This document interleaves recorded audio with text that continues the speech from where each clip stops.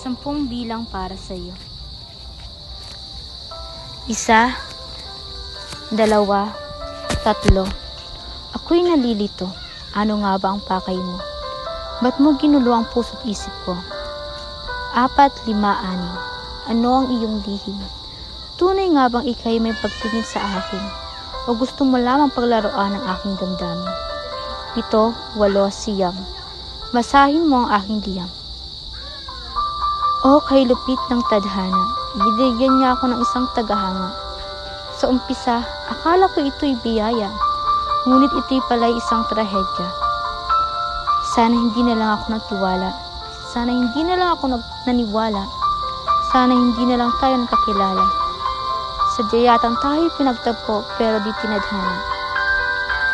10.